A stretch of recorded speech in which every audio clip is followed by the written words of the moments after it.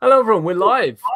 So really happy to have both my guests on today. They're two people in the animal rights movement whose opinions I value a lot. I love getting them both on for live streams because they always offer some unique and interesting insights and perspective. And I think they have really important views that they're both really good at articulating and airing. So obviously, both of the participants today have been on several live streams of mine. The two, I guess, recent ones, or two of the more recent ones that they've both been on are an issue that they have contention with each other's points on. So we thought we'd host this debate today because it's a really interesting topic to discuss. And it's about human intervention in nature. So stuff like wild animal suffering, what we do about carnivores and their prey, if we do anything at all. Obviously, Pat was on a live with me a few months back with a quite contro opinion. The title of that live stream was The Girl Who Wants to Colonize the Ocean, which is obviously something that David thinks is like an absurd position. And then I had David on more recently talking about why he thinks the conversation about wild animal suffering is just a ridiculous kind of distraction and is kind of, I guess, virtue signaling and stuff in that sense, and many other points of contention with that. And obviously Pat takes huge issue and sees that as an absurd position. So I thought, what better way than to host this debate today with these two great guests. So if you both just want to quickly introduce yourselves, and then I'll sort of get the ball rolling after that. Pat, if you want to go first. Yeah, hi, I'm Pat. I've got a bit of a cold. I'm a lawyer from Sydney. I'm doing my PhD in constitutional law and animals. Yeah, I'm an animal rights activist. Awesome. David? Vegan, obviously. Cool. Yeah, I'm David, or David, however you want to call me. I'm from Colombia, and I used to organize the cubes for AD here in Bogota. And, well, I have some experience with street activism and online activism, and that's mostly it. Awesome. Yeah, so the way it's going to work today then, people in the audience, is the guests have agreed to just start with like an opening statement about this, and then they can sort of clarify each other's views or whatever after that, and then get into it. Pat has prepared, I believe, like maybe a 5-minute opening statement, and she's going to go first. Cool. And then David is going to respond to that. And I guess from there, they will kind of see where they agree and disagree, and then they'll have the back and forth. Now, anyone who wants to ask questions in the live chat, you can feel free to do so after the debate. But if you leave a super chat now, you'll get a guaranteed answer at the end. So super chats for guaranteed answers, and you can ask either participant or me anything, whatever. If you have a question for anyone here, you want to press anyone on their views, you can do that, and we'll read out those super chats at the end, plus any non-super chat comments that I managed to actually show up. So I guess what we will do is, and I guess we'll go, like, the main debate can be like an hour and a half max, something like that, and then I'll ask them some questions, and we'll have some audience questions as well after that. So are you both cool with that, David and Pat? Sounds good. Cool. And David, I should mention also, if you want to actually share your screen at any point during the debate, you can do that. You can bring anything up if you want from online and actually share your screen. Matt might be doing that during the debate as well, so you're free to do that. And yeah, I guess then we'll get the ball rolling with the opening statements. So, Patricia, Nonis, if you would like to start your opening statement about the topic of intervention in nature.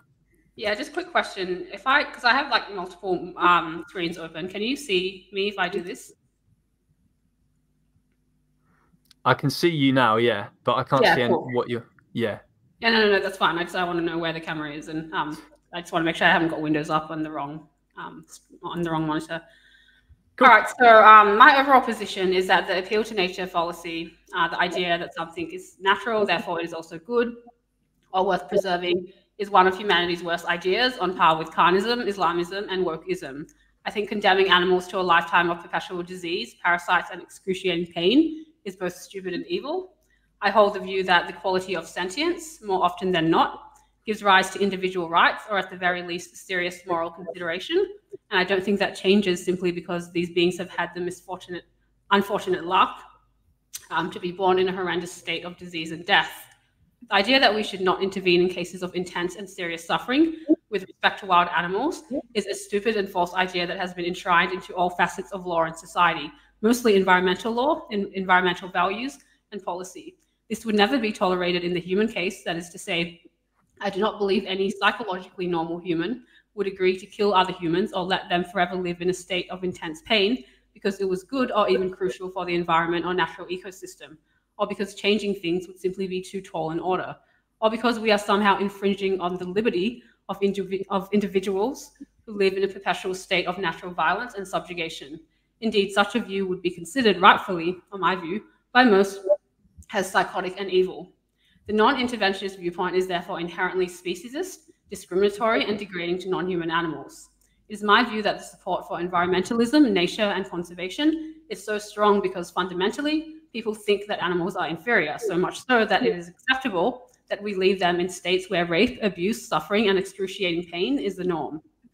I want it to be known that human responsibility and intervention to wild animals has developed into a serious issue that is taken morally seriously. For example, there are now organizations like the Sentience Institute and the Organization for the Prevention of Intense Suffering. A large portion of their work is dedicated to helping wild animals. At the very least, I'm 100% supportive of people talking about the issues and raising awareness of it, given we do not currently have the political will to develop the technologies needed to reduce and eventually eliminate wild animal suffering and establish wild animal rights, because that's what it's about. That's what it's really about to me, right? It's not just wild animal suffering. It's the fact that wild animals must also have rights. It's not just, hey, you're in the jungle, kid, sorry, you're fucked and we're not going to defend your rights to liberty, equality, and individual flourishing, which has next to zero chance of happening in the state of nature. Positive wild animal intervention is not just an idea worth aspiring to. I would argue it is already happening, as we can see in the form of wildlife sanctuaries. For example, there are currently 1,578 wildlife sanctuaries in the United States combined. These wildlife sanctuaries employ 6,801 people and more than 743 million in revenue a year and have assets of 2 billion. Each animal sanctuary is an explicit and overt example of a successful intervention with nature and, to varying extents, the successful domestication of wild animals, which is a good, if not great thing. Everything from their environments, temperature, food, etc. is monitored, and that is precisely why they are able to live such long, happy, and meaningful lives with each other. I want to add a caveat and say that I understand that there are limits right now to what we can and can't achieve for wild animals. Because of this, I will likely just grant to David if he were to suggest that there are a number of situations where it might be best for the moment to err on the side of caution and not intervene. And there might be situations where environmental protection actually helps animals incidentally. But this does not mean I support those initiatives as an overall or long-term objective for humanity or think that it is consistent with our values. My temporary neutrality towards some environmentalist policy or initiatives is not based on any kind of understanding that their values are good. It is based on the knowledge and acceptance that they are too stupid and delusional to realize how bad preserving nature actually is. Therefore, I hold a strong philosophical position regarding wild animal rights in terms of actual policy implementation until we develop a stronger public and political consensus on the issue. I am more flexible with such issues, as we'll no doubt discover in the discussion.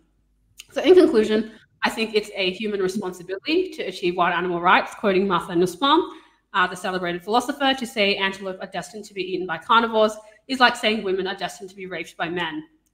Animals don't care if their pain is caused by parasites or a plastic bag, they just want their agony to end. Nature is a prehistoric shithole of disease and death, and along with other horrendous regimes like slavery and the Holocaust, it belongs in the past. Almost everything good about modern life today was brought to you by science and technology and the power of the explicitly unnatural. To deny wild animals the same progress is unjustifiable and, on my view, an inherently evil position to hold. That concludes my opening statement. Thanks, Pat. And we just had the odd comment there just saying about your microphone. So just while David is doing his talk, people are saying just check you've selected the right microphone in settings. You're using the microphone you got in front of you, not the webcam mic. I reckon it could just be the echo in your room, whatever. But We can hear you. Yeah, it's just that it's a bit echoey when you speak, so it might be that you're accidentally using a webcam mic rather than the mic you've got. But you can sort that out in the settings at the bottom of the screen. So I'll let you do that while David. David, if you want to respond there with your own opening statement. Okay. But I think that when people think that veganism is not enough, and we have to do something else, or we have to introduce something into veganism that is not there, that wasn't there. It's like all these intersectionals trying to, well, maybe if we focus on animals is not enough, or the efforts to abolish animal exploitation are not enough. I think it's so anthropocentric, because we don't do that with any other human issue. We don't say, well, feminism is not enough because women still suffer if men don't discriminate against women. So the problem with this is that it makes veganism a very ludicrous cause in the eyes of the non-vegans, who are supposed to get on board with a very feasible, very rational movement against animal exploitation. So all these suffering approaches are so utilitarian in the sense that they just focus on maximizing pleasure and reducing suffering, even if it's if it goes against the rights of the animals. Like, for example, restricting the freedom of animals, because we think that all these animals cause suffering, so let's restrict their freedom. And I think it's the concept of rights that Patricia talks about is to be understood by moral agents, human moral agents. So we are making the whole thing about rights about suffering. It's like, these animals cause suffering onto other animals, then it's they are violating the rights. No, we are the rights violators. Humans are the rights violators, not non-humans, not moral patients. So I think it's a whole mess. And Patricia also mixes up like deontology, well, deontology with utilitarianism, and makes it seem like negative utilitarianism is some sort of deontic position. And I think it's very confusing, and it's not right. It's making a lot more confusing the whole concept of animal rights and veganism. Well, let's just leave it there. Cool. Yeah, thank you both for your opening statements. Either of you now can feel free to ask one another an opening question or a clarification or something like that, and then just start the back and forth. I'm going to mod this debate, but I'm not going to be too heavy-handed with my moderating. It's not going to be like a super formal debate of any kind. I'll just step in certain points where I believe that I need to, but hopefully that won't need to happen. So yeah, I'll let you guys ask an opening question or something like that, and just start from there. So that's up to you guys from now. The floor is yours. Yeah, I have a question. I disagree with a lot of what David just said, but there's a lot to disagree with, so I kind of want to tackle the most relevant part to wild animal rights / suffering first. And I do have a hypothetical. I know David's not a fan, but we did agree prior that if it was a reasonable hypothetical, we would engage with it.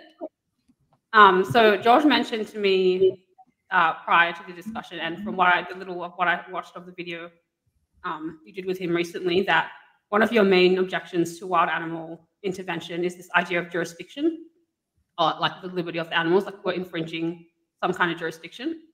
And like out of everything that you said, and from what I watched in the video, that seems like the main kind of objection you have to wild animal intervention. because all these other issues about deontology and utilitarianism, like, they're interesting, but they're kind of tangential to like this actual debate. So I just thought we'd attack the the strongest point first. Mm-hmm. Okay, I do have a question on that. Assuming that is your position, that we're infringing on some kind of jurisdiction of wild animals. Mm-hmm.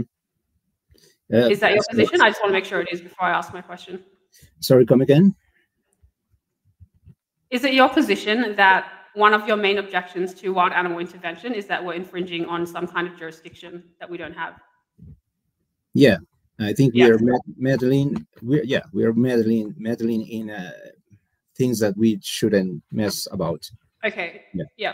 So I have two responses to that. The first is not as convincing, I think, as the second one, but the first is a legal response, and that is the whole idea of jurisdiction is a legal concept. So we kind of get to decide whose jurisdiction it is because animals live in a sovereign country like Australia or America. We have control over the land and over people. Yeah, so if the people want something, we can do it. That's kind of the legal approach. So it wouldn't really be a problem with respect to that definition because we are in our jurisdiction. Like, this is our jurisdiction. And I think to pretend that we don't have a say in what happens to the wild is false, because we clearly chop down trees and interfere with nature on a daily basis for not the interest of animals. What I'm proposing is that we do it for the interest of animals. So I think like it's already happening. The second approach, the second approach I think is more addressing your actual issue, because you're kind of making a philosophical claim. I take it, not a legal claim. You're making a philosophical claim about us respecting the jurisdiction of animals or like their boundaries or something like that. So it's not a legal claim, it's more about philosophy. So I think the question I want to ask you is, if you could end infinite suffering just by thinking a thought, but that infinite suffering was taking place outside your jurisdiction, would you do it? No. No? No. So there's like parasites and disease and like the worst kind of suffering, and all you need to do is think a thought to end it, and you wouldn't. Yeah, what are you proposing? Like an atomic bomb, or what? No, I'm just saying it's just a hypothetical to imagine a world where there's infinite suffering of animals and people, so children, women, antelope, deer, farm animals, and all you need to do to end it is to think a thought. But the only problem is it's outside your jurisdiction. Yeah, imagine what you propose is a universe without sentience, right? No, I'm saying there's a world where there's infinite suffering. There's nothing but perpetual suffering, which is very similar to what nature is like. And I can back it up if we want to look at the state of nature and what's happening in there. Okay, so you allow a little suffering in the universe. No. There's a lot. There's just a world, and there's nothing but suffering in that world. And all you need to do to end it is think a thought, and then it ends. But the suffering in this world is quote unquote outside your jurisdiction. For me, the normal answer would be yes, I would end it. I don't really give a fuck if it's outside my jurisdiction. Like, if I can end the Taliban tomorrow, I would. Like, they're not in my jurisdiction. It's a moral question. I think if it's a hopeless situation, I would end it, maybe, because it's like sometimes when we have to make decisions about the ending the life of a human that is just suffering. And there's no possibility of recovery, then we make the decision maybe to end that man's life. Yeah, and I agree with that. Yeah, but it's. So I think when is this going to happen, Patricia? Well, that's what we're going to discuss. How can we make this happen? And I can show how it's already happening in some stages. But yeah, so in principle, we agree that wild animal intervention is justified, given if the technology develops, because that's what that hypothetical kind of establishes. Like your principle of jurisdiction only goes so far. If we can prove the suffering is big enough and the effort to which we need to go, which one day will be easier than it is now, maybe not thinking a thought, but it'll be easier to help wild animals, then it would become a moral obligation. No, that's the problem. That you make moral virtues seem like moral obligations, and I disagree. I totally. It's not a moral virtue. It's just if something is extremely easy to end or to help, and it's in your power to do it, it does become a moral obligation after a certain amount of time. Right now, it's not, because it's quite difficult to help wild animals in nature. But one day, we'll have the technology to easily help them, and then it would become a moral obligation. That's all the hypothetical is showing. And it shows that your principle is false of this whole jurisdiction thing. It doesn't really matter if we can establish that there's more important principles, like helping end suffering and helping establish rights is more important than respecting jurisdiction. No, there's no moral obligation to help. There's no moral obligation to help. There's moral obligations have to do with duties, with like we are. We have the moral obligation of not exploiting other sentient individuals, but we don't have the moral obligation to help. So you don't think it's a moral obligation? If we help, that's a moral virtue, and that's a really huge problem. If you make it a legal obligation to help other people, for example, some stupid guy gets on a on a motorbike, and then goes like 300 miles an hour, and he ends up in a bridge. And if you help him, maybe you could run the risk of losing your life, something like that. Well, it's a very bad example, but if you help somebody who put himself at risk, then maybe you could lose your life. Yeah, and again, you're placing emphasis on how hard it is to do something.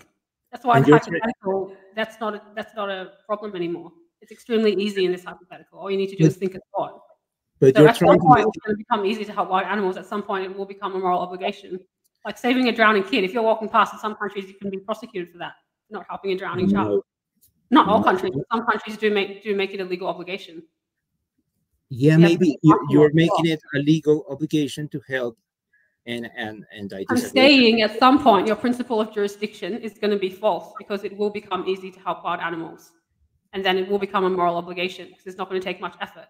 And if you still think that you don't have a moral obligation to think a thought and end suffering, like that's a pretty demented view. But at some point, it is going to become easy. It doesn't matter that that it's easy to do. It's not your obligation. And and I oppose that it becomes a moral or legal, even worse. There's millions of children getting raped, and all you have to do in another jurisdiction, all you have to do is think a thought, and you wouldn't think the thought because it's outside your jurisdiction and it's not an obligation. Is that your position? Because that's what the reductio goes down to. I may help, but it's not an obligation. It could be a moral virtue, like a morally virtuous act. It could be, but maybe I would do it. I want a virtue signal here. Like I would. Virtue signal to end a world of pedophilia. Like that would be a moral. If a baby is in a very dangerous river, and the baby is drowning, yeah, I would help the baby, and I would risk my life to help the baby. And no, I don't know what I would do. But I want the virtue signal about, I would help. Not a virtue signal. We're testing like your moral consistency with something, and this idea of jurisdiction. How important is it actually? It seems like it becomes less important the easier it becomes to help wild animals. Anyway, I'll like if you just think it's a moral virtue, like I think that's wrong. But yeah, I'm happy for it to be just like you think it's a morally good thing if we can one day help wild animals. Is that right? No, the thing is, what are you proposing to do with the animals? Because it's not okay. There was a flood, and we can help some some deer to get out of the water and not drown. Maybe I would do it. Maybe, yeah. If I think that I could help, maybe I would see it like, well, maybe I should help but it's not a legal or moral obligation for me to do it. So the problem is that you're trying to make it a moral obligation. I think at some point it will become a moral obligation, the easier access we have to help wild animals, in the same way that a child is drowning and it's easy to pick up the child. I think that's what's going to one day happen. I think that's where this leads to. The whole hypothetical of, would you end infinite suffering by just thinking a thought? It depends on the situation, because it depends on the situation, because you are proposing to restrict the freedom of some animals just because you think that you are going to help the prey animals of those. Okay, let's talk about what freedom and liberty actually is, because no reasonable definition of freedom or liberty entails that someone can just do whatever the hell they want. I can't just go out and kill George if I want to, even though that might be, like, even though I might feel I have the freedom to do that. So yeah, I don't know why you would apply. But you're a moral agent. I don't know why you would apply different standards to animals, that they're allowed to kill each other or they're allowed to abuse each other. But you're a moral agent, Patricia. You're a moral agent. That's why you shouldn't do it. Okay, the claim about moral agency and non-human animals is an empirical claim. It hasn't been established yet whether they're moral agents or not. And there's some evidence to show that they do exercise moral agency. Like a lion will sometimes befriend a deer. There's been instances of bears saving crows. Moral agency is up for debate. It's not just animals are not moral agents. This is contested in academia and in the literature. We don't know that animals are not moral agents. And that's denying them like potential agency that they probably have. I've seen animals make moral decisions all the time. Yes, some of them have very little moral agency, not enough to make them. You don't know that. It's an empirical claim. You're not an animal scientist, and neither of us are. We need to go by what the literature says, and the literature is inconclusive. So, and even if they weren't moral agents, it doesn't matter. They're moral patients, and the way we wouldn't let a kid kill another, why would we let a lion kill a herbivore when we could positively intervene and feed the lion something else, and the herbivore gets to live? Like, your whole arguments are based on just because it's natural, it's good, when we don't ever apply the standard to us. No, that's a straw man. No. So what justifies animals killing other animals, and why isn't it justified in the human case? They are not moral agents. They don't understand that. That's not what I asked. How is them not being moral agents a justification for murder? That's what I'm asking. I'm not asking if they're moral agents or not. It's murder. Are you saying that lions are murderers? Killing, well, whatever. What justifies their actions? It can't just be they're not moral agents, so therefore they get to kill other animals. That doesn't even make sense. No, you're making animals seem like very. All I want to know is what justifies animals killing other animals. I want to know what justifies animals killing other animals. Why is that okay? It's not that I like it. It's that I didn't ask whether you liked it or not. I asked why you think it's acceptable behavior. And those animals need to do it to survive. And that's the argument that we always do, that we always give to non-human, non-vegans. The Bible doesn't necessitate harming somebody else. You're you're validating the excuses that non-vegans put forward against veganism. Like, oh, are you going to tell lions not to eat zebras? And you're saying, yes, I'm going to say that. I'm going to do that. And that's. I don't care what Connor's say. I don't care about their ethics. I don't know why you're bringing what. Yeah, you don't care about the movement. That's the problem, because you don't care. You saying this looks terrible for the movement. You saying this looks terrible for the movement implies that it's somehow impacting it badly, when we don't. It's another empirical claim that you don't have evidence for. This makes us look bad, and therefore, do you want by having this conversation? Yeah, go to the streets and ask people if it's stupid to colonize the ocean. I don't care if they think it's stupid. That's not an argument for not colonizing the ocean. And by the way, that's already happening, and I'd like to share my screen. This is what I wanted to show George. You can try to virtue signal. This isn't about virtue signaling, David. We're having a conversation about go do it. Don't do it under the name of veganism, because that's not veganism. This has got nothing to do with veganism. We're arguing about the ethics of wild animal intervention. Veganism is the economic work of animal products. Let's separate those things, because this has nothing to do with veganism. And I never said it had anything to do with veganism. You did. We're arguing about the ethics of wild animal intervention. I don't know why you're bringing veganism into it. Veganism is just the economic boycott of animal products and abstaining from animal exploitation. We're talking about something completely different. Patricia, what kind of intervention are you really proposing? Okay, so in my opening, I already gave examples of successful wild animal interventions, and I don't know why no one wants to admit this, but wild animal sanctuaries is an example of wild animal intervention. The mode and Bailey fallacy that you always use. That's the mode and Bailey fallacy that you always use. Sorry, what? Yeah, you use the mode and Bailey fallacy. You start with the very easy to defend position, and then you escalate to the very difficult to defend position. That's not what I'm doing. That's not what I'm doing. I'm saying I support much more radical wild animal intervention. You've asked me for examples of how you would do it in real life. I'm giving you those examples. It doesn't mean I don't support when you went on this channel and said that you want to colonize the oceans, what did you mean?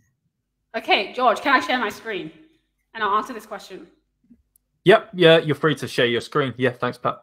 All right, how do I do that? There should be a button called present at the bottom of your screen. Can you see that? Yep.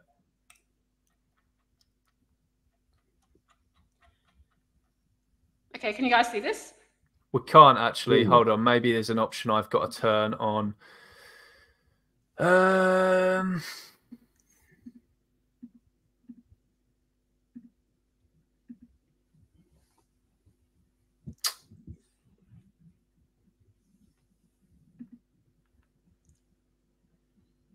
Maybe if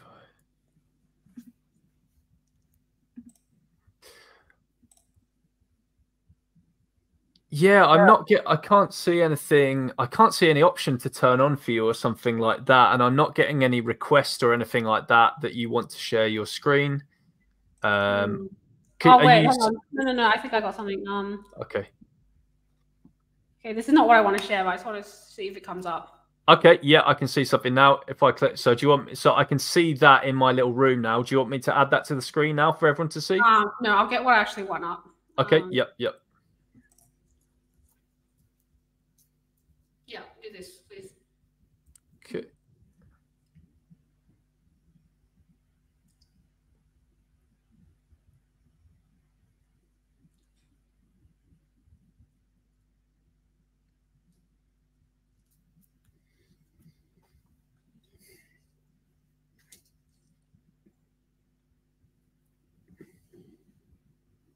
We can just see the advert at the moment. Is that what you're seeing, right, Pat? Yeah, we're seeing an What advert? It's like a sofa advert. No, that's not it. Oh my god! There we go. Now we see it about the whale sanctuary product. Okay. So David asked me how the hell would I colonize the ocean, and I would argue stuff like this is actually taking place. So this is called the Whale Sanctuary Project. They're fenced off about 100 acres off the ocean, where whales can live happy, not like normal, long lives. And then you can see the technology that they use here. They've like got all these underwater like blockages and nets and stuff. I think it's a great project. So I don't think what I'm suggesting is super out of reach or that it's not attainable. I can see it's already starting to happen in certain areas. And I don't see any downsides of gradually turning the ocean and nature into something that is more like a sanctuary for animals, where they have some freedoms, but they're also monitored so they can't harm each other. In the same way, we have some freedoms, but we're also monitored by certain regulations, showing that we can't engage in certain behaviors. That doesn't mean that I don't have liberty or I don't have freedom. It just means that the rule of law applies to me, and perhaps it should apply to other creatures as well. So I think this is an example of a perfect example of what I was talking about in colonizing the ocean. Is that about conservation? It's probably related to conservation. It probably has some principles that would annoy conservationists. It's a kind of an experimental project. So they are restricting the freedom of those whales so that they can continue existing, right? Probably. But I'm not too concerned with the values. I'm showing you that it's possible to do this. I see it as another SeaWorld without the spectators. This is nothing like SeaWorld. SeaWorld, they're in tanks and they're miserable. You can observe whether an animal is flourishing and happy or not. They are happy. How many miles do whales swim on a day? I'm not sure. Like, you'd have to look it up. But it's having this 100 acres is probably better than being in the wild, where when they have a kid, the kid could possibly die from another predator. Like, any parent would prefer a bit of safety and lesser space and not have their kid die. Like, it's a trade-off. Every time you have some kind of safety like that, even in our democracy, you give up some level of freedom, and that's a good thing, because nothing is absolute. Not even liberty is not absolute. In anyone who's reasonable doesn't think it is, because it's not. How are they feeding those whales? I assume that they would feed them themselves, or maybe have things naturally grow. Like, I know a lot of whales eat krill and stuff like that. Mm-hmm. But that, like, I'm not the person to ask empirical questions to. The point of me showing you this is that to show that it is possible, because you're acting like it was some crazy idea. I'm showing that it's something that can actually be done. If you want empirical information, you should probably consult the website. How many of those how many of those projects do you propose? I think we should gradually do it until the end of nature, because I don't think states of suffering like that should exist. George, I'm trying to get back to the stream. Sure. Yeah, sure. Let me just take that off the thing. There you go. Okay. There are whales all over the world, and you propose that people make those projects all over the world with whales. And what about seals? What about dolphins? George, I'll get back to the stream. What about sharks? So you propose the ocean becomes like a huge prison for animals with thousands of them, maybe. It's not a prison, it's a sanctuary where they don't get eaten alive, they don't experience parasites, disease, death, or death eventually, but they'll have a long, happy life. The same way, if you support farm animal sanctuaries and wild animal sanctuaries, this is exactly the same thing. No, and they're not. It's not exactly the same thing. You're restricting the liberty, the freedom of those whales. According to your concept of liberty. Just because you want to see more whales, just because you want. That's not what I want. I'm not even really into animals that much. Those people, conservationists are not animal rights. I'm not a conservationalist. That's not what this is about. You said, you made a claim to modality. Like, this would never happen. I showed you how it can happen. That's all it was. I'm not saying I agree with everything they do or their values or anything like that. I'm saying it's possible to intervene positively with animals. And I think the life they've offered the whales here is better than the one they're going to get in the wild, where when they have kids, the kids are eaten alive by other predators. Like, well, which is a better trade-off to a reasonable person? No, it's not possible, Patricia. It's not possible. How many hundreds of thousands? Wildlife sanctuaries exist. This whale sanctuary exists. How many hundreds of thousands? We have many examples of positive intervention with nature. All I'm saying is we should do it on a broader scale, so more animals can have better lives and have their rights respected, and not at the expense of another animal. You propose hundreds of thousands of prisons inside the oceans. They're not prisons. That's what you propose. I'm not going to answer that question if you're going to ask a loaded question like that. They're not prisons. They're wildlife sanctuaries. Yeah, right. And they don't have to put up with the other shit that they would put up with in the wild. And can I show people how bad nature actually is by showing it's called population dynamics and the way animals reproduce in nature, because this is guaranteed that they experience suffering more than well-being. I got to share my screen again. Yep, that's fine. Yep, feel free.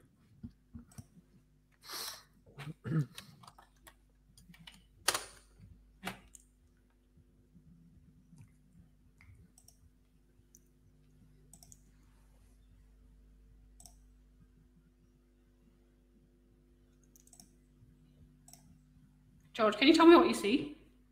Not seeing anything come up at the bottom again either. All I can see is just me, you, and David. So what? Yeah, now? Okay, yeah, something's come up now.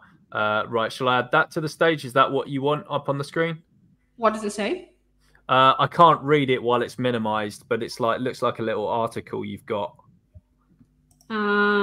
Just a wiki article. Yeah, I can see you scrolling on something now. Is that what you want on the screen? Yeah, fine. Okay, right, here we go. So basically, it's called R/K selection theory. I don't know if people are across this or not, but it's to do with the way animals reproduce. So there's R strategy and K strategy, and R strategy basically means that it's just a fancy kind of scientific abbreviation. But basically, what R strategy means is that most animals in nature will reproduce a lot of offspring and not have the ability to take care of that offspring. And in most cases, like an overwhelming amount of cases, the offspring will die, painful, slow, and early deaths. So this is the natural state of nature. So what we see on David Attenborough documentaries and, whatever other conservationist things is not the reality for most animals, just due to population dynamics, they call it, and the way they reproduce, R and K selection theories. K strategist animals, that's what they're called. So bigger animals like lions, whales, have a slightly better chance of survival and living a slightly better life, but even then, they still have to put up with all the other challenges of nature, like natural disaster, other bigger predators, parasites, and everything else. But just due to the way animals reproduce, it is guaranteed that they're going to live miserable lives in nature. This is not even disputed amongst environmentalists, and many of them argue the suffering is necessary for the ecosystem, which I think is completely psychotic. But I think that's good for your audience to get across, George. Like, the way animals reproduce will scientifically guarantee they live lives of mostly suffering. Okay, Patricia, since you like hypotheticals, here comes one. If you could restrict the freedom of humans and just keep them with some drugs, like very happy because they are on drugs all the time, would you do it? Because they would be happy and in some sort of prison that they don't realize that they are. I've never suggested to drug animals forever. So I think that's a false equivocation. What? No. I'm asking if you could do the same with humans. I wouldn't perpetually drug anybody. Would you support that? Because they would be happy because they are on drugs the whole time. And, I wouldn't drug anybody. I wouldn't drug humans or animals, at least not forever. But the humans, I'm talking about humans. Would you support such thing? I wouldn't perpetually drug anybody. To create some sort of like a football field for 10 humans, and they would be happy there on drugs the whole day. I wouldn't perpetually drug anybody. I wouldn't do that. Human or animal. I don't see what that has to do with this. But that's sort of what you're proposing with animals. No, it's extreme. It's an extreme rights violation. I'm not perpetually drugging animals and putting them on a field. And restricting the freedom of those animals is not a rights violation. For you to draw a contradiction, I would have to say the same thing about humans. Is it not a rights violation? Do you think zoos do not violate the rights of animals? I'm not proposing if they are supposedly doing it for conservation. Zoos and wildlife sanctuaries are completely different. The majority of vegans support wildlife sanctuaries and farm sanctuaries. It's not comparable to a zoo, where the number one purpose of a zoo is profit. The number one purpose of a wildlife animal sanctuary is the interest of the animals. That's what separates the two. So the interest of the animals always come first. That's what you think. Maybe those animals would be happier. Have you been to a farm animal sanctuary before? Maybe those animals. Paradise on earth for animals. Have you ever been to a farm animal sanctuary or wild animal sanctuary? It is nothing compared to a zoo, unless you've never stepped out of your house. I'm sure you've been to a national park. You can see the difference between a zoo and a wildlife sanctuary. The example that you showed is nothing like a natural park. Those whales are trapped there. Just because humans want that species to continue living, which is a rights violation of those individuals there. No, I thought that sanctuary was fine.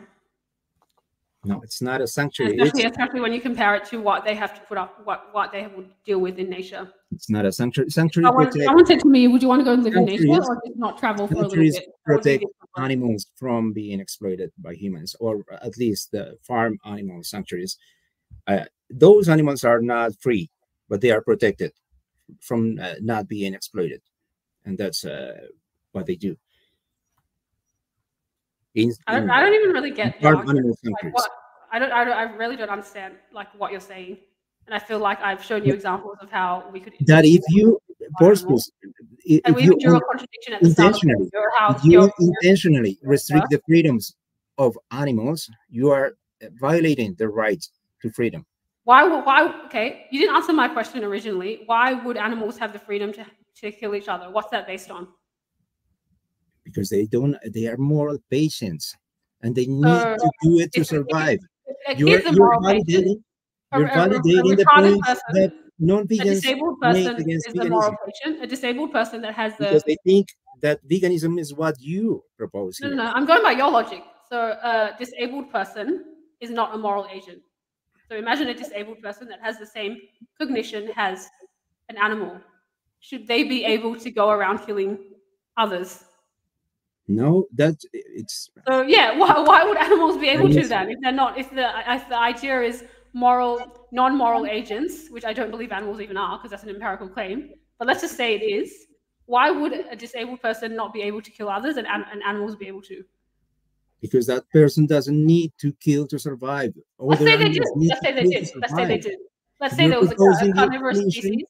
Let's say there was a carnivorous species. You're suggesting that the extinction of animals that need to kill to survive is something that we should strive for. And we as humans need to kill to survive. And we would be the first ones to go if survival isn't a justification for killing. Survival isn't. So would you think it's okay if a person we cannot survive? Humans cannot survive without killing. Are we? Do we agree on that? Do we agree on that? No? Humans cannot survive without killing. I think we can survive without killing. We kill insects. We kill all sorts of small animals. Oh, accidental killing, yeah. Yeah, but our existence means a lot of death, right? Do we agree on that? No, probably. That's not what we're talking about here, though.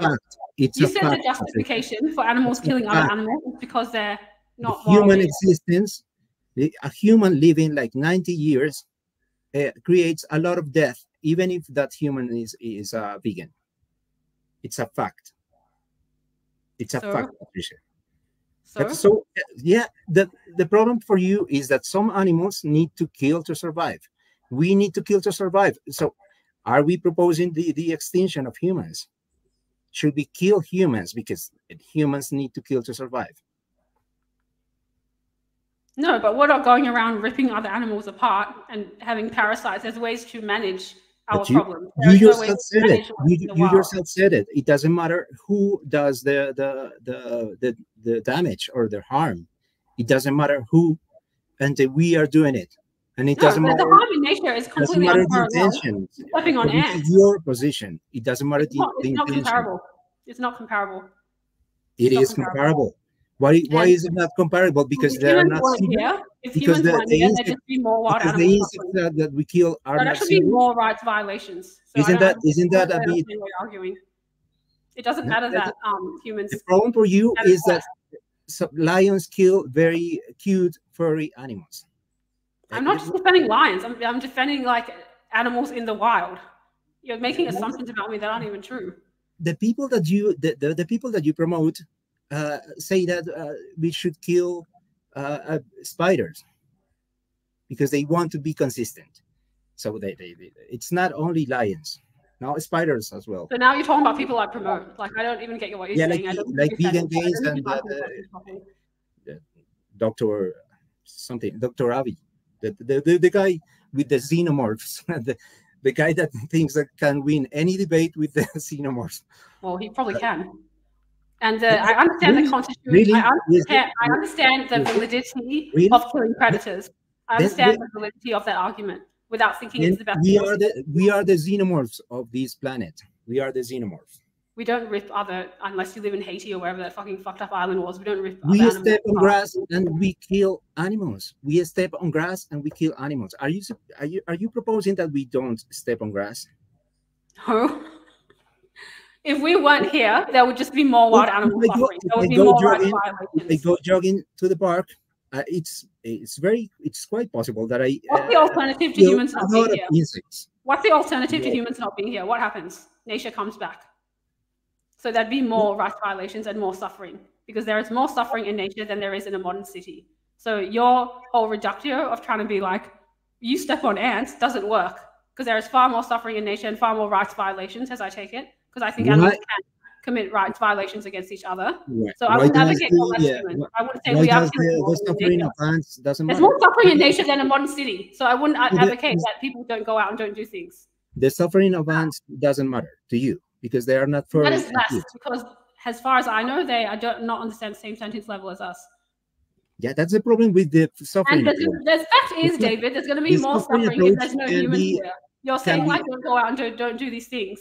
You're trying to like draw an equivocation between the suffering approach that you have can be turned around, and I can turn it around for you as well. So I don't know what you're talking about. I don't know what you're talking about. You still haven't justified why your existence, Patricia, your existence means a lot of death for a lot of animals. Yeah, and me not being here means more death, because less humans would mean more nature. It's a simple equivocation. If your point, Australia was just no people, is that we should then there would be more natural suffering. To survive. I don't know why you don't give a shit about suffering. Very important. It's like the xenomorphs, but we are the xenomorphs here. We're not doing what kind of carnivores do, and we can convert people. You don't realize that you are. We kill a lot of animals. We have some animals on our skin, like the amount of animals we kill by being here is not as much as by us not being here, because wild animals suffer in return. That's the end of that story. That's all I have to say about that. Nature, there's more suffering in nature than us being here. It's not like this. If you don't understand that, I don't know what to say to you. There's a lot of suffering everywhere, and that is not the point of veganism. Empirically, there is more suffering in nature than in modern city. The point of veganism is that we, as moral agents, have the moral obligation to not exploit other sentient individuals. And we have the moral obligation to help others as well. Which is not as absurd as your point, which is that we should end all suffering or try to reduce all suffering. And that is very difficult to achieve. It's not just about suffering to me, it's about wild animal rights. I think all sentient individuals should have rights. Not taking into consideration all the guys. If I can just step in as mod for 1 second. So some people in the comments are noticing that you're both interrupting each other a bit. It's fine. I like a bit of back and forth, and it's been a great debate so far, by the way, and everyone's enjoyed it. I can tell in the comments. But we just need you each to wait for each other's turn before you speak, because a lot of the time you're both speaking over each other. So carry on. You are proposing that we end the lives, or you're proposing the extinction of species that need to kill to survive. Am I right? No, that's not what I'm proposing. Okay. That's not what I'm proposing. So you are proposing clarify what I'm actually proposing before we start. The imprisonment of those species and feed them with some sort of lab-grown flesh from exploited animals, because they need to exploit animals to make lab-grown flesh. No, I don't agree with that. No. So you are proposing that we exploit some animals to feed the imprisoned animals that need to kill to survive. I think we should actually clarify what I'm proposing. That's not what I'm proposing. I'm not proposing we put animals in prisons. Listen, Patricia, Dr. Avi proposes that we eat the animals that we... Why are we talking about Dr. Avi? We're meant to be discussing what animal ethics. You are promoting them in your videos as if they were just some sort of really intelligent... I'm not here to talk about Dr. Avi. With great ideas for the movement. Yeah, great. We should kill all other predators. I think we should pick one issue, and George, I need you to be a moderator. And we need to that is what Dr. Avi says. That is what Dr. Avi says. I have the screenshot. He says. I'm happy to continue this discussion, but we need to pick an issue and talk about it, and not just have one thing after the other, and then not let him respond. Yeah. So we can make it a bit more structured if you guys want. So maybe. What was the thing that we were just discussing before David brought up Dr. Avi? We were talking about the idea of potentially killing and eating predators. Is that what you? No. What I want to know is that's what Patricia is not willing to promote here, but she is supporting the people that say that, like the Vegan Gains and Dr. Avi. I support free speech and the free expression of ideas. So if that's what they want to say, they can say whatever. But then if you're going to promote them, then say that. then I'm not promoting. I'm not promoting that. Own it, Patricia, because you're promoting those people who are coming up with very harmful ideas, and since they have the Joker of the xenomorph, they play that card every single time. All right.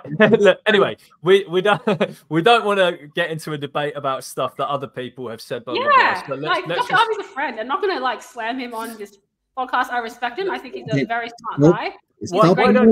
Stop promoting those people as if they have I'm not going to dispute it. All right, guys. This is a debate about animal intervention, not Dr. Avi. Yeah. All right, guys, please stop. Right. Why don't one of you now ask the other like a clarifying question based on the stuff that we've already discussed so far? So forget about Avi, anything like that. Let's just talk about the points that you've raised so far, points of contention that you have with each other. Why doesn't one of you ask maybe a clarifying question to the other about the other's view, and we can kind of press on one of those issues that's being kind of discussed today? In fact, I'll tell you what, why don't I think actually of an issue?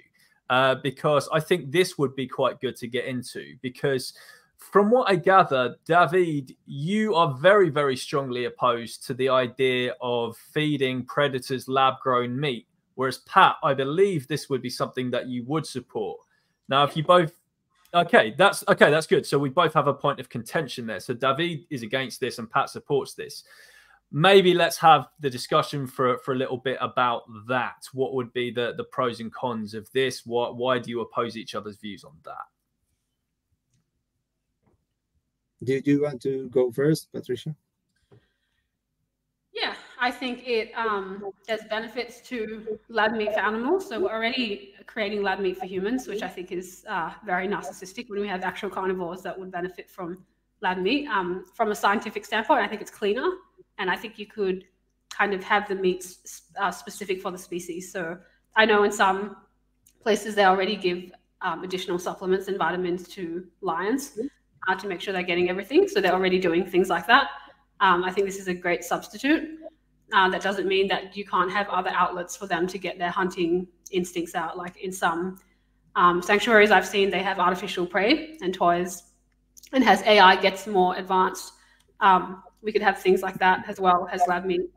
And the best part is herbivores don't need to be ripped apart. So I think it's overall a good thing, a good idea. Yeah. Do you understand that animals have to be exploited to produce lab-grown flesh? I don't have a strong view around the debates around like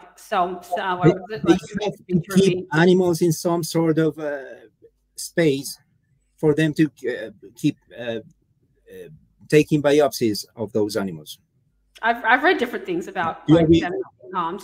I haven't read that. How do they do that? How do they do it, Patricia? Like they might take a small sample, but from the companies that I've read, from the imprisoned animal. You have to let me finish. I've let you talk, so you need to let me finish. Who didn't choose to be there? Who didn't choose to be there? You need to let me finish my point. Yeah, David, if you could just let Pat finish that point and then respond to that point, because I don't think Pat had got through the point. So from the companies I've read that have proposed vitro meat or I don't know what you call it, cell-based meat or something, it's minimum invasiveness to animals. I think if it can make a big enough impact on society in terms of, getting people away from eating animals, and in terms of helping, in terms of what we're discussing now, I think a non-invasive treatment of other animals would be justified. As I said, I'm a threshold deontologist. I don't know if you want to discuss that as well, because you seem to have an issue with moderate deontology or like normative ethics in general. So maybe that's something we can discuss, because I'm not a hard deontologist. You call utilitarianism threshold deontology, but you're proposing that we violate the rights of some animals, supposedly to save the lives of other, like for the greater good. For the greater good, you are proposing violating the rights of some animals. So threshold deontology. That is not deontology. That is utilitarianism. Okay, threshold deontology is an actual field in normative ethics and philosophy. So it's not just me saying I'm a threshold deontologist. But what you're proposing is utilitarianism, and you don't recognize that. No, it's not. That's not what the field says. The field acknowledges that threshold deontology is a branch of normative ethics, is a branch of deontology. So for the viewers, deontology is a normative ethic which prioritizes rules or rights. Underneath the umbrella of deontology, there's hard deontology, moderate deontology, amongst others probably. Moderate and threshold deontology are used interchangeably, but basically it holds the position that rights are usually a priority unless there's very good reasons for to justify the rights violation. So for example, I wouldn't save one person. Like I wouldn't save two people I wouldn't sacrifice two people for one person, but I would, sorry. I would save like 2 billion people over one person. You know, so there comes a time where the number is so big, I can't justify just protecting one person. But because I do value rights, most of the time most of the time rights will always come first. But there are times where we need to suspend rights. And this is reflected in our laws as well. Like if you commit a crime, you go to jail.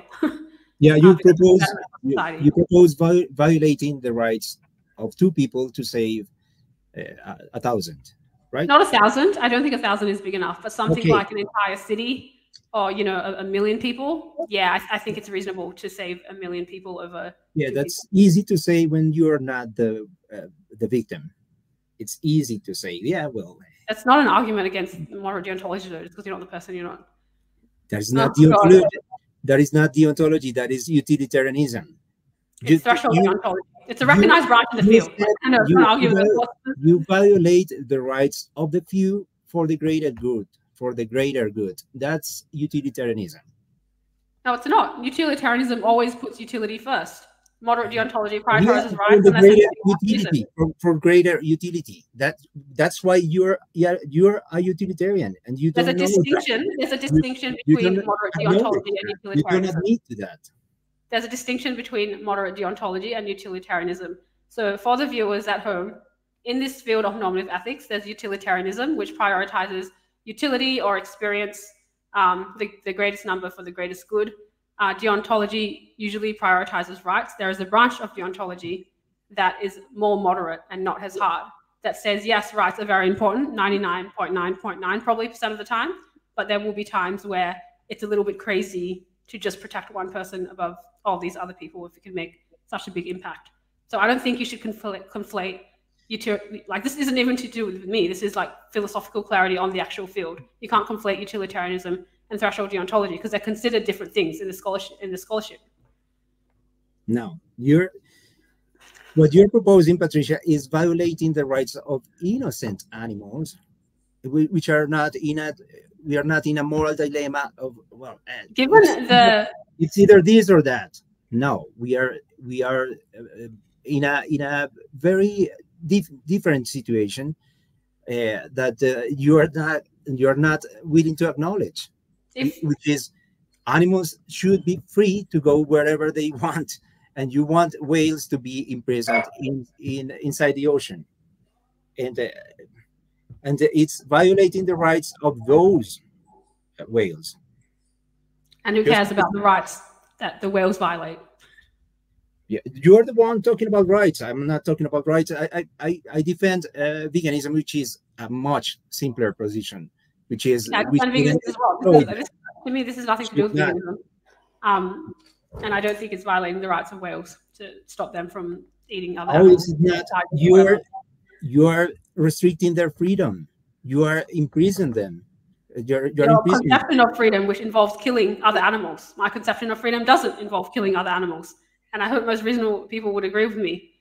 And it's based on this idea that they have to do it for survival. Then you should not leave your house, because the minute you leave your house, you're stepping on animals. Maybe you should never step on grass, because the minute that you step on grass, maybe you're violating the rights of those animals. That's not what I'm saying. And that's what I'm saying. If I didn't leave the house, there would still be suffering taking place, because there's suffering that takes place in nature. I'm not talking about suffering. I'm talking about you stepping on some animals that... I know, but if I didn't leave the house, there would still be death, probably more death than if I didn't leave the house. Yeah, then what's name the trade? Name the trade, Patricia. That you love name the trade. All these utilitarians, even some of those morons. I've answered this question so many times. They love name the trade. Name the trade, Patricia. What is the trade that differentiates you from the animals that also need to kill to survive, or to, like an elephant? Nothing. But if I wanted to go out and rip a deer apart, I think I should be stopped from that. That's name the trade. That's a proper equivocation. Not you left the house and you stepped on an ant.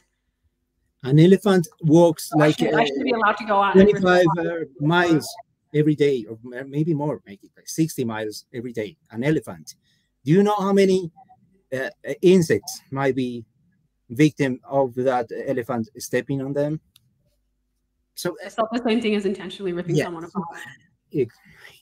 So if a lion kills a zebra, is it? A lion needs to kill that zebra to survive. To eat, but we could just give the lion something to eat and put the zebra somewhere else, and then they're both happy. This is a very unsophisticated argument. It's very easy. It's very easy to produce tons and tons of lab-grown flesh for wild animals. It's so absurd. It's so absurd what you're proposing. That's the whole point of cell-based meat. I told George via inbox, yeah, even if Elon Musk and Jeff Bezos and the Rothschild family and the Rockefellers and all those people, even if those people were willing to fund that, they wouldn't be able to do it. There are millions of animals killing each other. Millions. There's lots of lab meat startups, and I'm really seeing them growing. Lab meat was approved by the FDA. Chicken lab meat was approved by the FDA recently. There's growing startups. There are humans dying of starvation, and you propose that people are going to fund the lab-grown flesh for lions. It's like you think that only lions are killing other animals. Well, not just lions, predators. I think predators should be fed. Because you don't realize how absurd. You don't realize how absurd that is. It's very absurd. That's just an appeal to incredulity. You think something, that's not an argument to why we shouldn't do it. You're just saying it looks absurd. I don't give a shit if it looks absurd. Veganism looks absurd to a lot of people. I don't care. I care about what's right. You're proposing a giant zoo where people are just like, okay, this lion hasn't eaten today, So maybe let's throw this lab-grown flesh from the helicopter. That's what you're proposing. That's so stupid. That's not what I'm proposing. There's ways to. How are they going to do that? How are they going to do that, Patricia? I just said with some, they have they call it. Who is going to fund it? Enrichment toys. Vegans can't even fund sanctuaries. Sanctuaries need non-vegans to fund them. Vegans can't even fund sanctuaries. And you're proposing a lot of zoos, giant zoos with. Are you saying because something is difficult? Tons and tons of animal flesh. The world's never going to go vegan. I don't think the world's ever going to go vegan. Let's just not even try. That's what you're saying. This is just too hard. It's too hard to raise money. Let's not do this really important thing. If that's your objection, that's impossible. It's not doable. You can even be vegan if that's your objection. It's hard to achieve. It's not doable, Patricia. Telling the world vegan isn't doable. Let's not do it. That's what you're saying. Veganism, you don't actually have any proper argument. Veganism is very easy to achieve. Veganism is very easy to achieve. What we need to do is to change people's minds. And all we need to do is get more money in. Eventually, that will happen. Get more money? How many trillions of dollars do you need to feed all the predators in the wild? How many trillions of dollars? How many? Probably a lot. Bill Gates gave $300 billion to Beyond Meat, the startup, and that was in 2017. And I suspect we'll see more donations like that because people have invested in this. That is not to feed all the predators in nature. That is no. It was for mock meat though. It was for me, and that shows that people are interested in those initiatives. And there is growing interest with predators. I listed the organizations, the Center for the Prevention of Intense Suffering, There's individual people that talk about this, like Oscar Horta. He's a philosopher. Another utilitarian, yeah, Oscar Horta. He's not a utilitarian. He's an egalitarian. Yeah, he is a utilitarian. No, no, he is not a utilitarian. Yeah, I talked to him before. He's not a utilitarian. You're just ascribing things to people you don't like. I've talked to him before. He's not a utilitarian. I'm friends with him. He definitely is not a utilitarian. He doesn't even really like normative ethics that much. All right, let's keep the topic on track. Yeah, never mind about Oscar Horta. It's fine to bring him up, whatever, but we have no need to discuss his normative ethics, whatever. I think we've had some good back and forth there on the lab-grown meat kind of stuff. Are there any other particular areas of contention you both have with the whole intervention in nature that maybe we haven't gone over yet that one of you would like to bring up? Is there like another kind of area with that? Yeah, we have to analyze the consequences, and sometimes the consequences are not very foreseeable. That's a good topic, actually. Yeah, let's talk about the consequences of if we intervene in nature. Yeah, do you know what, David? I'll let you kind of just open up with your point there, and then Pat, you can kind of respond.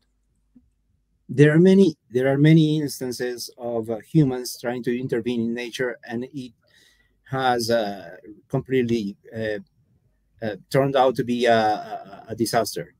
So there are many instances. Sorry, I was reading, for example, the Operation Cat Drop. If you want to investigate about this, there's an article from Life Science. It's called 10 Times Humans Messed with Nature and It Backfired. And it's like the WHO, the World Health Organization, sprayed the island of Borneo in the early 50s with an insecticide. And they killed the mosquitoes because the mosquitoes were creating a malaria outbreak in Borneo. So they sprayed the island with an insecticide, and the mosquitoes died. The mosquitoes died, but then also the wasps died, and the wasps ate the caterpillars, and without the wasps, the caterpillars multiplied, and then they started chewing the roofs of the people, of the houses of the people. So the roofs were starting to collapse, and then the cats in the island started dying because the geckos, sorry, I'm trying to read here. The geckos were eating the insecticide, and cats were eating the geckos, and cats started to die. And then a rat's infection, rats started to overpopulate the island. And then there were outbreaks of typhus and the plague. That was in the 1950s in Borneo. So that's only one example of many things that can go wrong that we haven't really analyzed. But yeah, it's all about what some Debate Me Bro says on Discord. Yeah, right. Yeah, no, I think those are really important things to consider. I'm not going to sit here and argue that there are no failed interventions into nature or anything. Most of them. Like I said, we need to balance that up against successful interventions as well, which I personally hold that wild animal sanctuaries are, from the sanctuaries I've visited and what I've read. So I don't think it's just been all failure. I think there have been some good things to come out of so far human intervention with nature. And while we're on the topic, I also wanted to bring up the Yellowstone study. There was like a 20-year, 2-decade study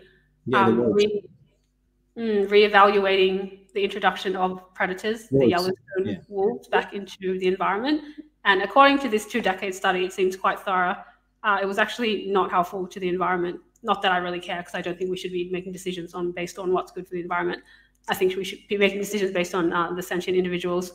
But I think that shows that there's stuff to learn there as well about whether this idea that we need predators for the ecosystem or whatever is true or not, because that seems like a pretty thorough study contesting the idea that wolves or predators were needed in the ecosystem.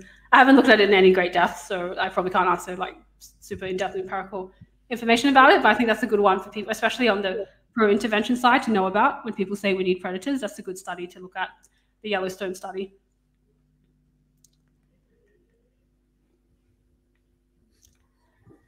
All right. Any other point?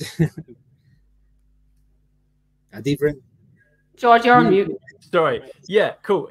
I guess if neither of you have got much more to say on that issue, unless David, you did have something to say in response to Pat there, but if you both are kind of near in agreement. Like, yeah, we can cherry pick what we can cherry pick, but the statistics are on my side. We are very bad at evaluating the consequences of the interventions that we have made. I don't necessarily disagree. I just disagree with what we should do about it. I think we should learn from it and improve, not just give up. But yeah, I don't really have much else. It depends on the intervention. That what you are proposing, it's to me, it's a violation, a rights violation of the freedom of those animals. And to me, it's not, because I don't see animals as having freedom in nature, where they're just surrounded by disease and death and are condemned to suffering because of their reproductive cycles. But if a whale cannot migrate to any other part of the ocean, then it's a rights violation in my. I don't think it is, given the context. I think we're just repeating ourselves now. Do we want to wrap it up, George? Cool. Yeah. All right. Yeah. If you guys are happy to wrap it up, that's fine.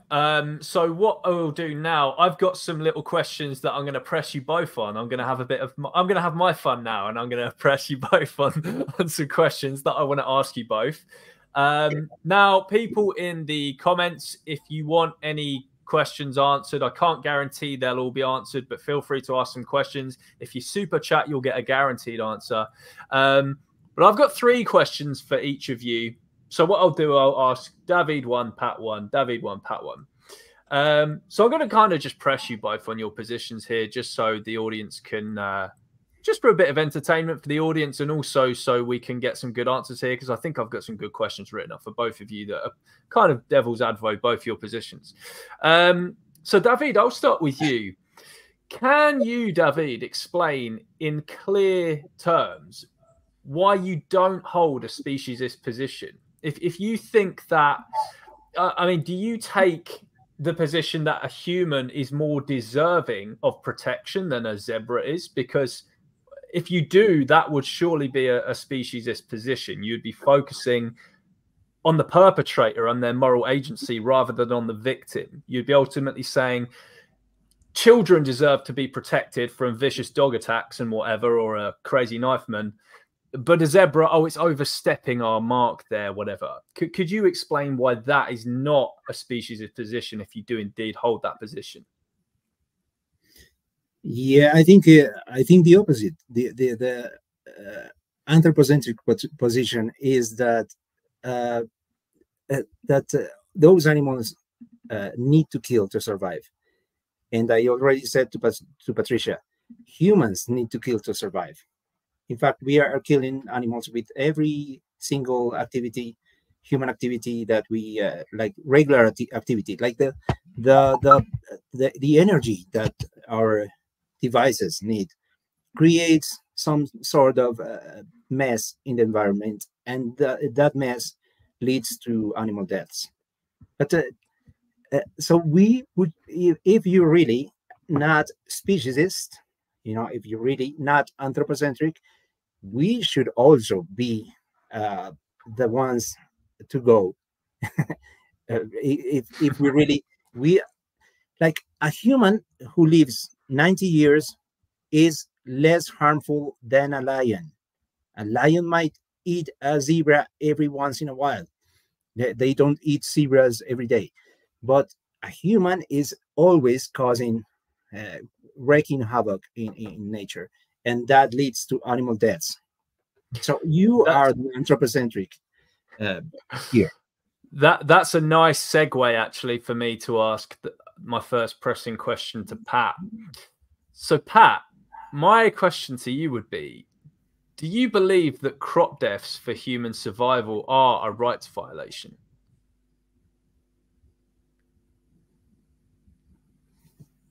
Why would they be a rights violation?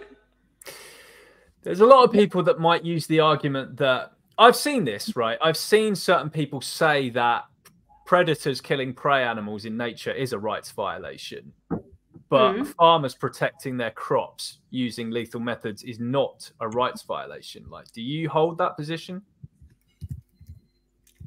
Because animals are dying in crops, is that why?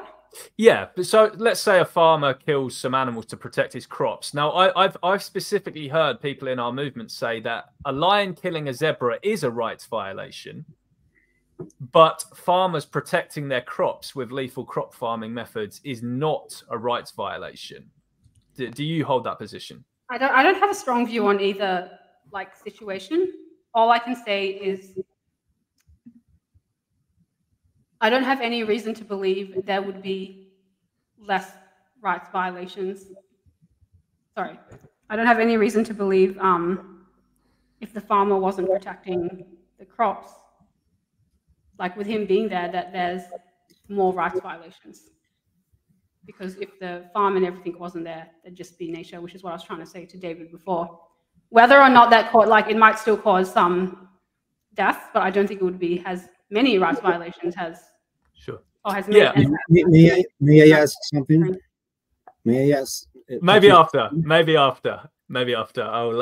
In fact, I don't have a strong view on the dynamic or this one. Because David, the debate is technically over now. Question. It's a yes or no question. Yeah. All right. Sure. Go on. Do you realize, Patricia, that you're validating the crop deaths excuse?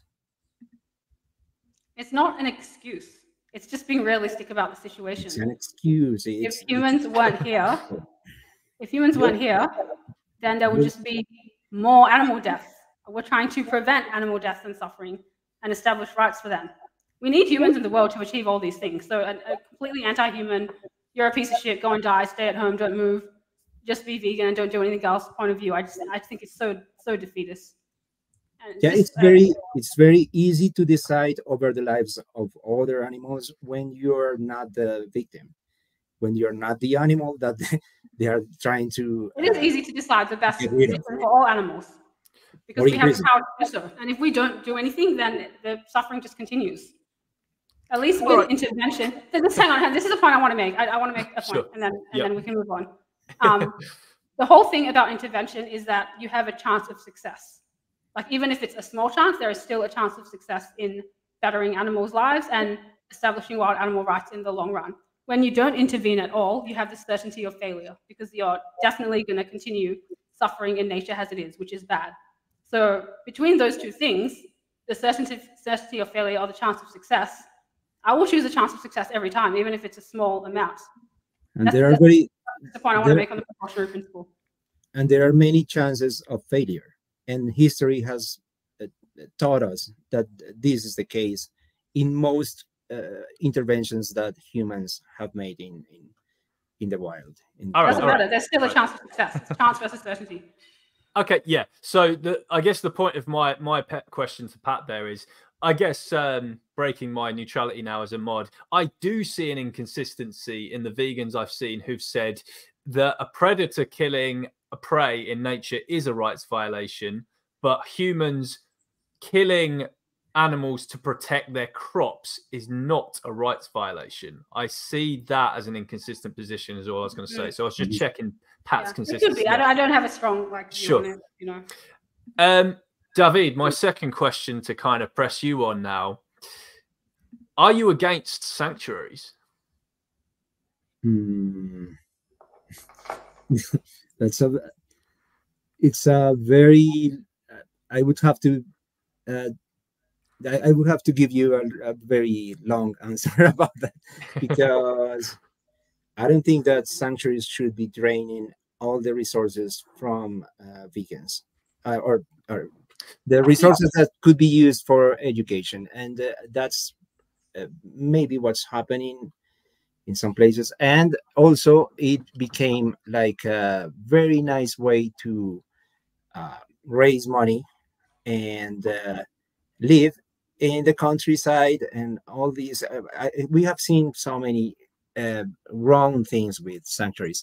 People buying animals from animal exploiters to say that they rescued the animals, and those animals are not being rescued. Those animals are being bought with money that is going to be in the pockets of animal exploiters. And many things have gone wrong with the sanctuaries. Like there are people who, with very good intentions, that don't have the facilities to really have those animals there.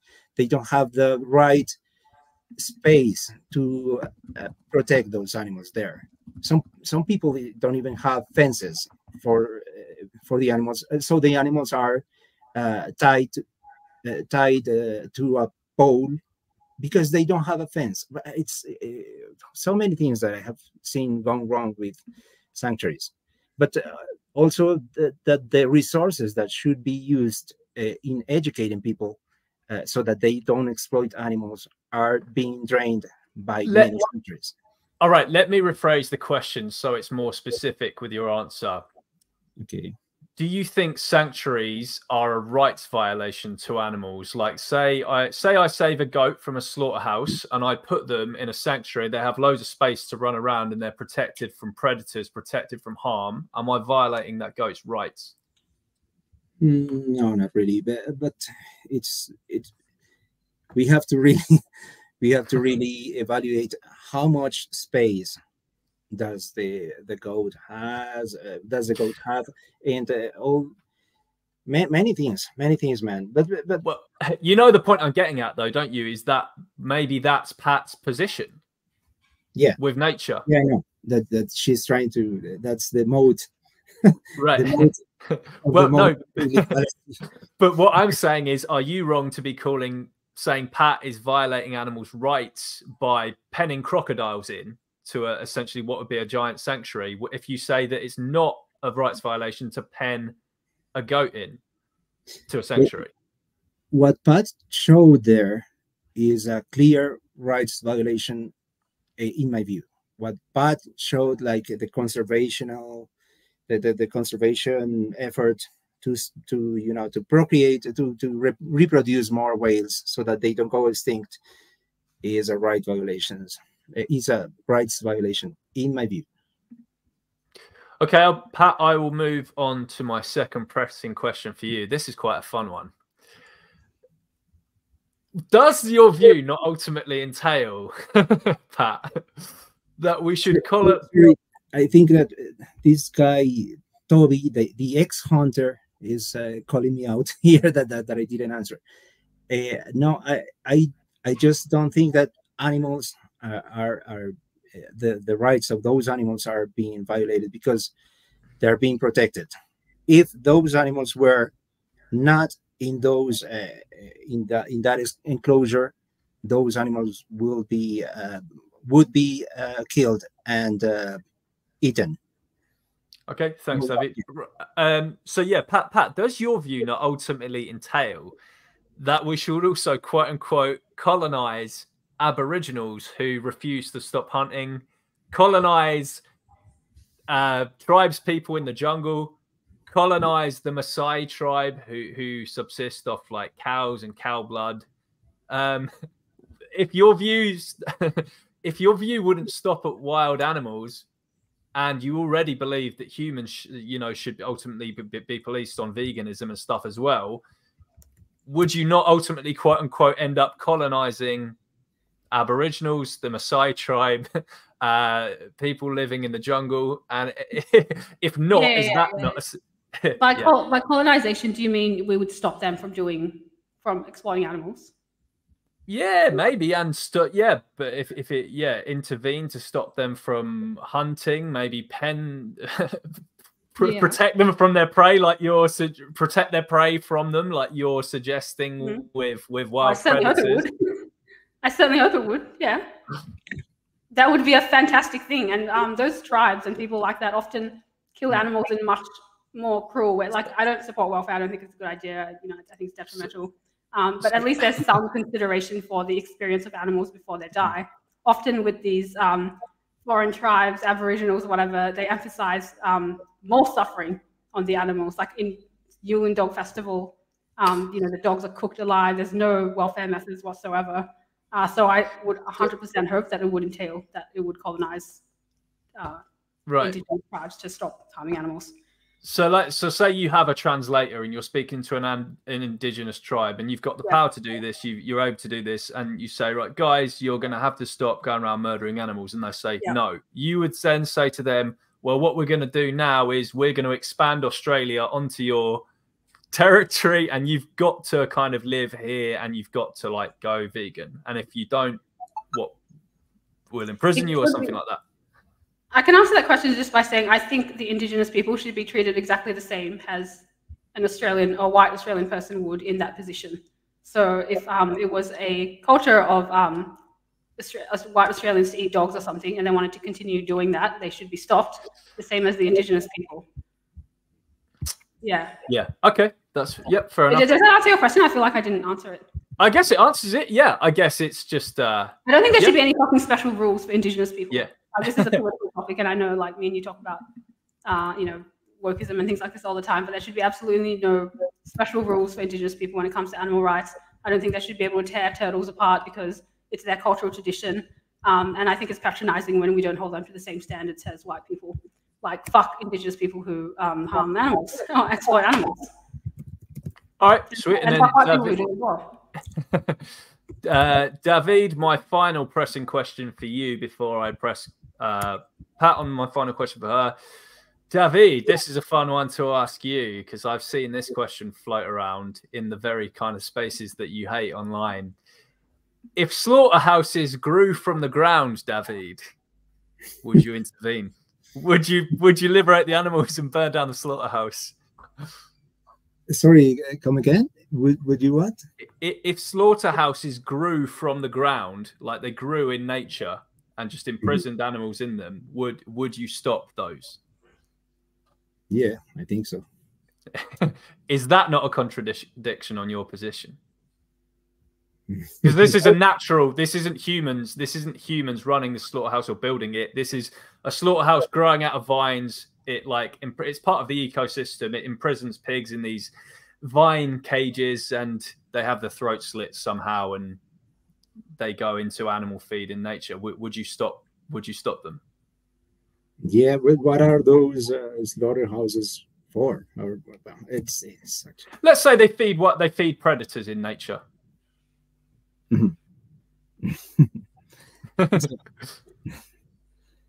So we have to try to police all the nature on the planet, just so we can be consistent.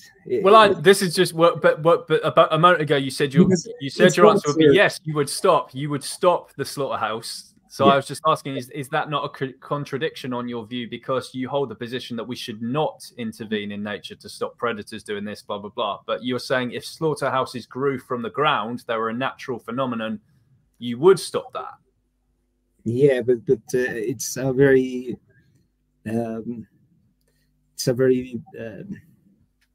unrealistic example. I know. Yeah, but I'm testing your consistency, just as I'm testing Pat's consistency with the Aboriginal thing and stuff. But the reality is that we cannot, even if we wanted, we cannot abolish predators in the wild. Like there are way too many, and that's the way that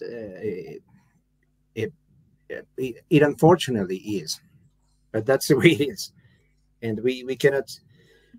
We really need to focus on what we should change about us, and all these conversations are so distracting from the main issue that we should be focusing on, which is what we should do on account of our moral agency, not what happens in the oceans or whatever. Okay, and then Pat, my final question to you. David asked you a hypothetical earlier about would you like drug animals and stuff in these spaces to give them ultimate well-being. You said you wouldn't, that would be a rights violation. Can I just ask why that would be a rights violation on your view? I'd like you to explain why that would be. To drug animals, let's say you could give them like MDMA that was about as safe for them as it is human in normal doses, and it would give them like the amazing like euphoric pleasure and stuff. It would maximize their well-being. What would be a rights violation about that?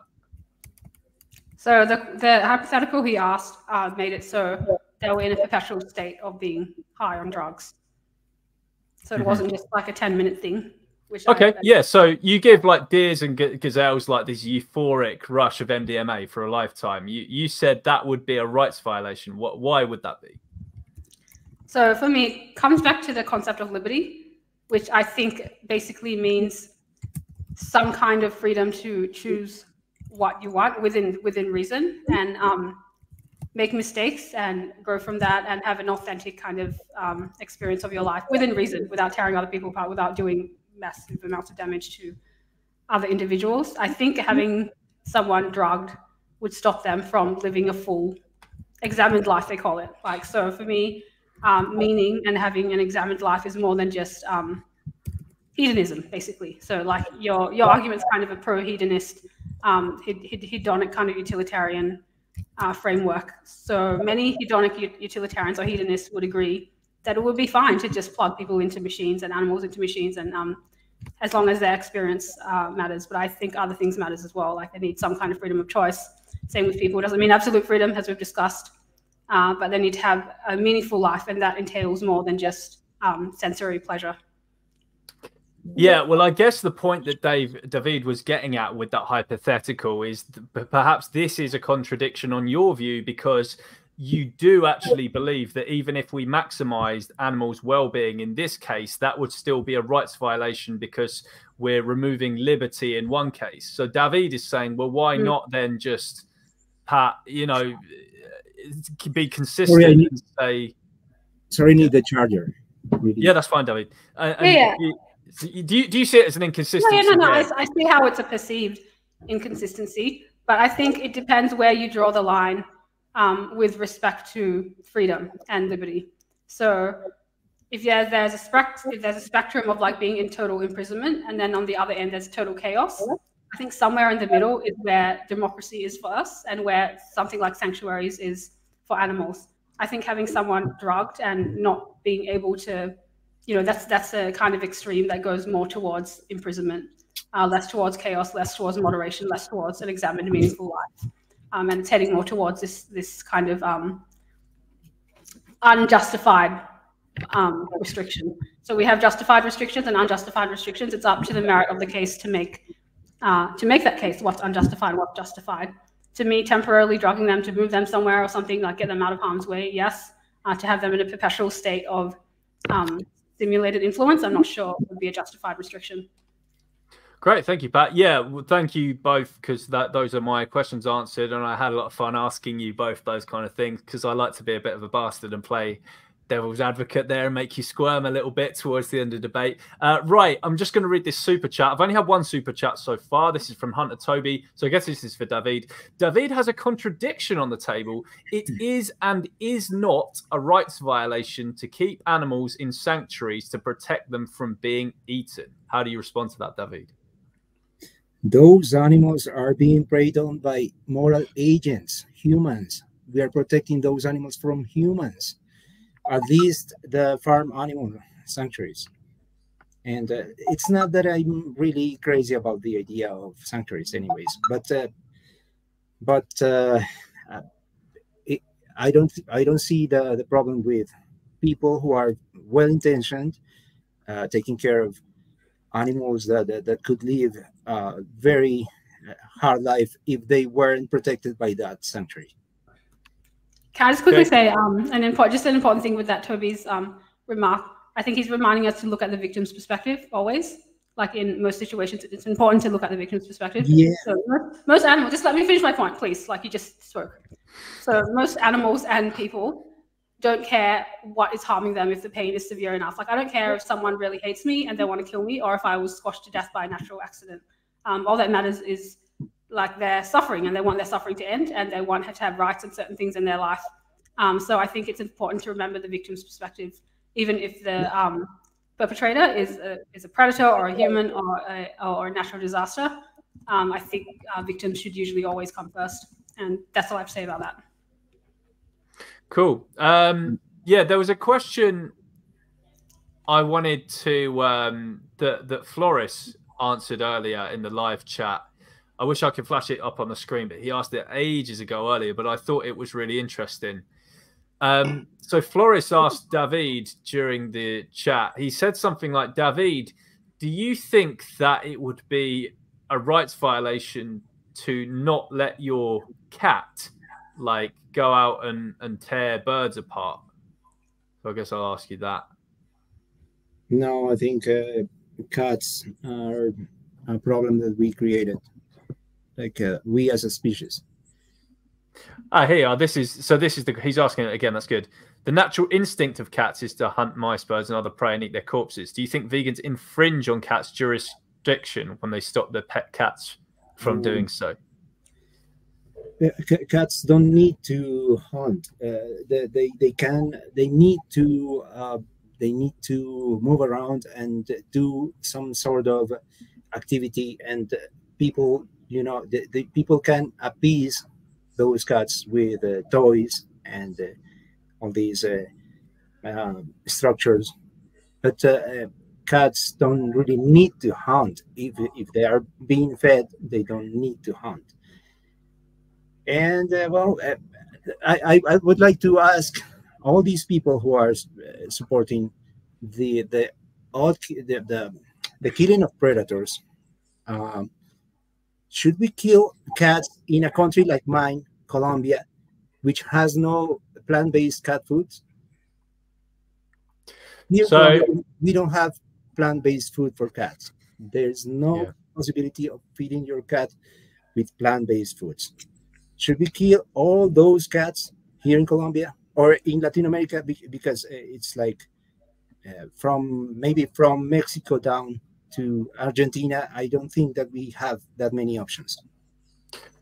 So Hunter also replied to, I guess, your thing about the moral agency thing, David. So just seeing what Hunter says here. He says, so if humans were being eaten alive by lions, that's okay because lions are non-moral agents. What would you say to that? It depends. What were those humans doing? Were they just hunting? I don't care if the lions eat them. Hunting like you used to do, Hunter? Like you feel so proud telling everyone that you used to do that? Well, let's say, David, where you are in Colombia, the lions, like, let's say you have lions in Colombia where you are. I know you don't, but let's say hypothetically you do.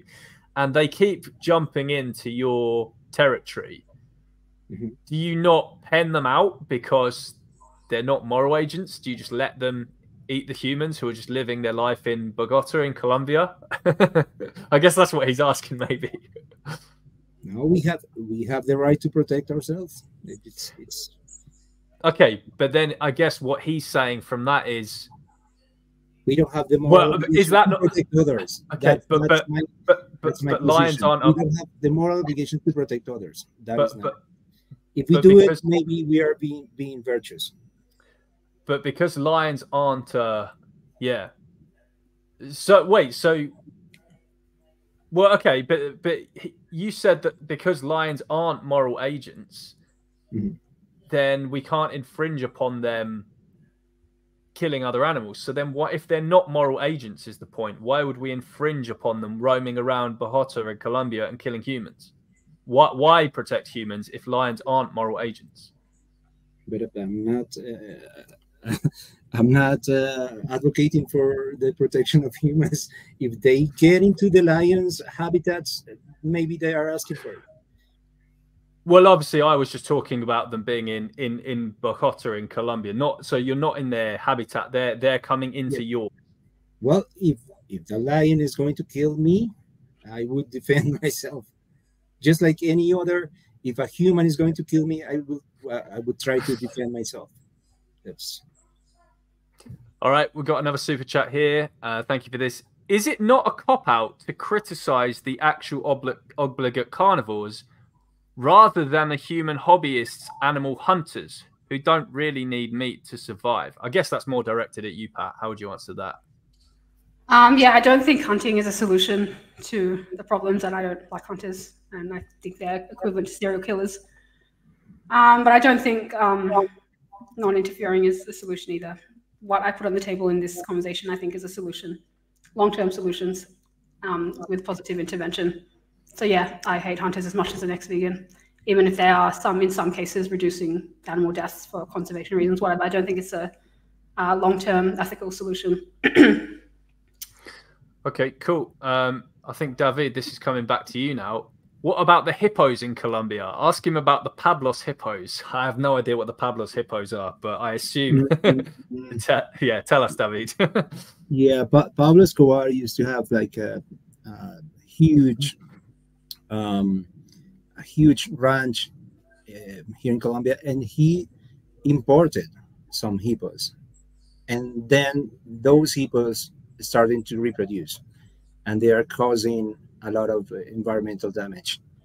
And people are there's the controversy of should we kill them, and vegans and animal people are saying no, we shouldn't, we should relocate them, but relocating them is going to cost a lot of money.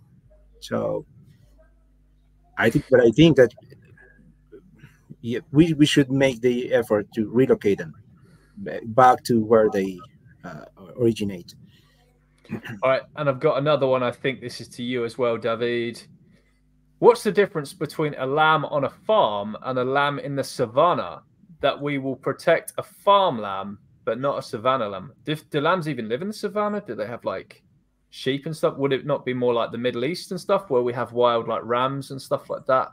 Oh, maybe a lamb is in like a baby. I don't know.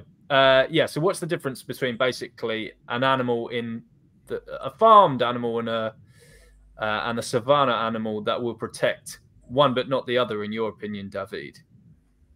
That we are protecting the lamb on a farm from moral agents, from people who can really understand that it is wrong to prey on that lamb. Mm-hmm. And it's not even necessary. It's not even.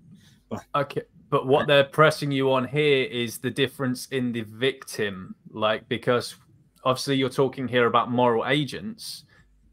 Yeah. Is the lamb not deserving of the same protection? Because it's like you're saying, oh, if a moral agent is attacking you, we protect you. If a non-moral agent is attacking you, we don't protect you. When for the victim, it's the same. No, it's a morally virtuous act to have a sanctuary, and that's the people who are protecting the lamb. We are not being morally virtuous by rejecting animal exploitation, but we are being morally virtuous by having sanctuaries. If I dedicate my life to protect animals and feed them and take them under my care, that's a morally virtuous act, but that is not a moral obligation. Do you know what, Pat? I'll let you respond to David just there, because I think you might have a response maybe to that. So how would you respond to David saying that? It kind of makes little difference to me whether it is a moral virtue or a moral obligation. Personally, I think it becomes a moral obligation, has established much earlier in the video, the easier it becomes to do something good, especially if it involves something as serious as saving lives or improving another's life in a certain way, and it requires minimum effort from you. Whether that's morally virtuous or morally good, I think it becomes a moral obligation the easier it becomes to make that happen. But it doesn't really matter. Moral virtue, like moral obligation, it's a good thing to do. That's what I'm kind of concerned about mostly. I don't really care if it's an obligation or virtuous, you know, at this point anyway. Can I speak about it? like the danger of what Patricia proposes, that it has to be a moral and maybe even a legal obligation to protect somebody, and a sentient individual, is that maybe, for example, you like hypotheticals. Let's say that a hunter is being mauled by wolves, and you are there, and you do nothing to protect that hunter being mauled by wolves, and then you end up in jail because it was your legal obligation to protect that asshole. So okay, yeah, I get what you're saying. I get what you're saying. I don't want to appeal to like my credentials or anything here, but like I'm just going to do it here because it's relevant. You're a lawyer. I'm a lawyer. I've seen there are a few states around the world that have these laws that require you to intervene to save a drowning child. For example, they always say not at risk at your own life. Like that is just a given. A law would never ever be drafted in a liberal democracy such as ours that would make it mandatory for you to step in at a risk at your own life.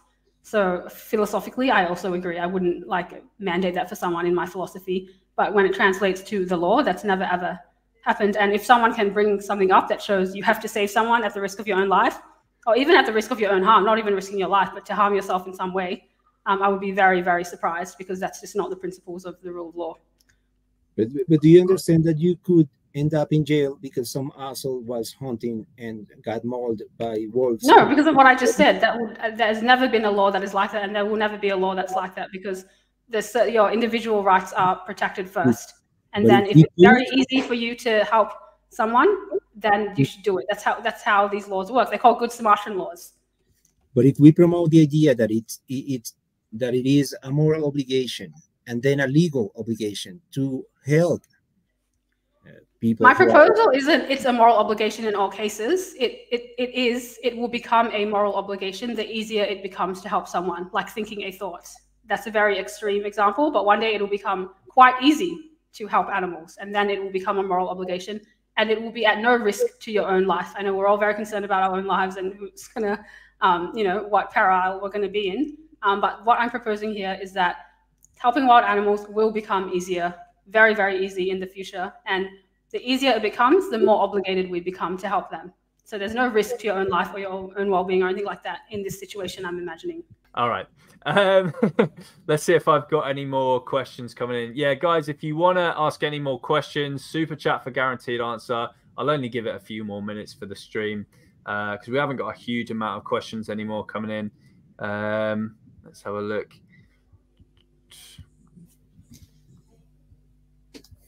Yeah, no, I think I'm happy to end it there then, guys. So yeah, thank you both for coming on today. I thought it was a really good back and forth, and I really enjoyed hosting that debate.